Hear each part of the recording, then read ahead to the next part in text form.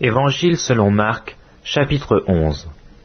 Lorsqu'ils approchèrent de Jérusalem, et qu'ils furent près de Bethphagée et de Béthanie, vers la montagne des Oliviers, Jésus envoya 2 de ses disciples en leur disant, « Allez au village qui est devant vous. Dès que vous y serez entrés, vous trouverez un ânon attaché, sur lequel aucun homme ne s'est encore assis. Détachez-le et amenez-le. Si quelqu'un vous dit, « Pourquoi faites-vous cela ?» répondez, « Le Seigneur en a besoin. » Et à l'instant, il le laissera venir. Les disciples étant allés, trouvèrent l'ânon attaché dehors, près d'une porte, au contour du chemin, et ils le détachèrent. Quelques-uns de ceux qui étaient là leur dirent, « Que faites-vous? Pourquoi détachez-vous cet ânon ?»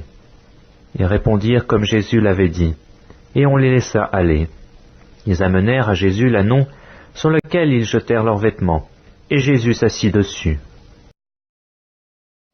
Beaucoup de gens étendirent leurs vêtements sur le chemin, et d'autres des branches qu'ils coupèrent dans des champs.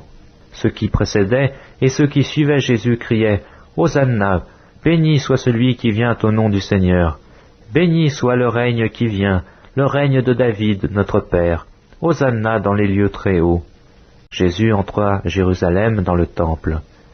Quand il eut tout considéré, comme il était déjà tard, il s'en alla à Béthanie avec les 12. Le lendemain, après qu'ils furent sortis de Béthanie, Jésus eut faim. Apercevant de loin un figuier qui avait des feuilles, il alla voir s'il y trouverait quelque chose.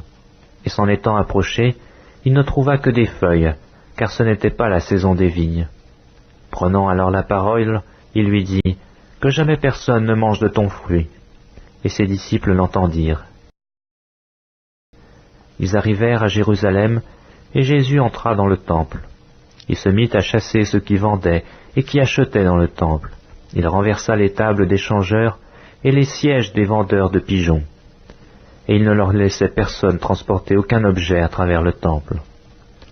Il enseignait et disait, « N'est-il pas écrit, « Ma maison sera appelée une maison de prière pour toutes les nations » Mais vous, vous en avez fait une caverne de voleurs. » Les principaux sacrificateurs et scribes, l'ayant entendu, cherchèrent les moyens de le faire périr, car ils le craignaient, parce que toute la foule était frappée de sa doctrine. Quand le soir fut venu, Jésus sortit de la ville. Le matin, en passant, les disciples virent le figuier séché jusqu'aux racines. Pierre, se rappelant ce qui s'était passé, dit à Jésus, « Rabbi, regarde, le figuier que tu as maudit a séché. » Jésus prit la parole et leur dit, « Ayez foi en Dieu. Je vous le dis en vérité, si quelqu'un dit à cette montagne, « Ôte-toi de là et jette-toi dans la mer », et s'il ne doute point en son cœur, mais croit que ce qu'il dit arrive, il le verra s'accomplir. C'est pourquoi je vous dis, tout ce que vous demanderez en priant, croyez que vous l'avez reçu, et vous le verrez s'accomplir. Et lorsque vous êtes debout, faisant votre prière, si vous avez quelque chose contre quelqu'un, pardonnez, afin que votre Père qui est dans les cieux vous pardonne aussi vos offenses.